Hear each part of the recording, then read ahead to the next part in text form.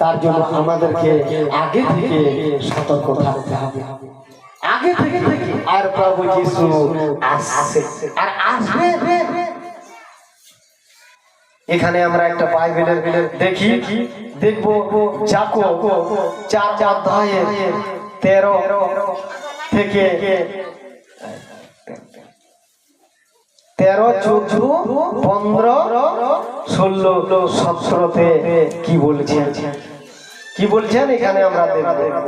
তোমাদের মধ্যে কেউ কেউ বলে আজ বা কাল আমরা এমন শহরে যাব, সেখানে গিয়ে 1 বছর থাকবো আর ব্যবসা করে লাভ করব। একটু ভেবে দেখো কাল কি হবে তা তুমি জানো না।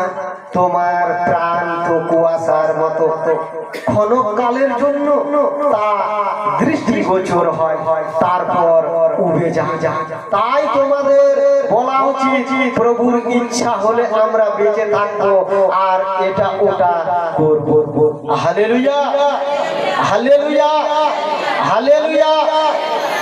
আমরা অনেকে বলি যে আমরা ভালোভাবে জমি চাষ করবো আজকে, বা এই সামনে চলে আসছে জমি চাষ করা, বিচন ফেলবো আর সেখান থেকে অনেক ফসল পাবো আর বিক্রি করবো না, আর অনেক টাকা রোজগার করবো। সেখানেই বলছি, আর আমরা কখনো ভাবছি না যে প্রভু আজকে আমাকে ভালো রেখেছে, কালকে আমি এই দুনিয়াতে নাও থাকতে পারি। আর ব্যবসাতে হয়তো লসও হতে পারে। তার জন্য আমাদেরকে কি করতে হবে? প্রভুর কাছে প্রার্থনা করতে হবে। খানিকের জন্য এক একজন আমরা আছি অনেক অহংকার, রূপে টাকা, আমি বহুত পয়সাওয়ালা আছি, আমি বহুত চেহারা আছে আমার, কিন্তু চিরস্থায়ী নয়। কি হবে? কালো হোক, পরিষ্কার হোক, ধনী হোক, গরিব হোক, সকলকে কোথায় যেতে হবে? কবরে। সেখানে বলবে যে তুমি গরিব, তুমি কবরে যাবা না, আলাদা হবে, কবরে যেতে হবে। তার জন্য আমাদেরকে অহংকার করতে হবে না, সবাইকে সেই কবরে যেতে হবে। তার জন্য বলছে 16 কি বললো?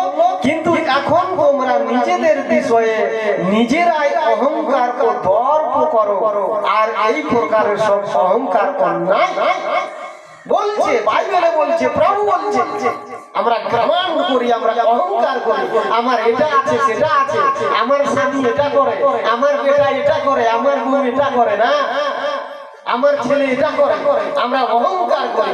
কিন্তু প্রভু বলছে অন্যায়। মনে রাখো যে সৎ কর্ম করিতে জানে অথচ না করে সে পাপ করে। Hallelujah, hallelujah. কি বলছে? সৎ কাজ।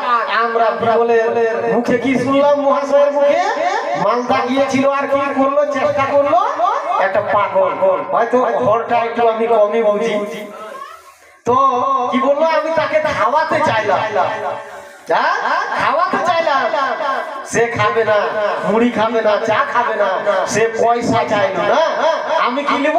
পয়সা। সে বিমল মহাশয় কি করলো? কত টাকা দিল? 100। সে তো ভাবতে পারতো আমি 100 করে দিব, 10 টাকা দিব। এটাই হচ্ছে সৎ কাজ।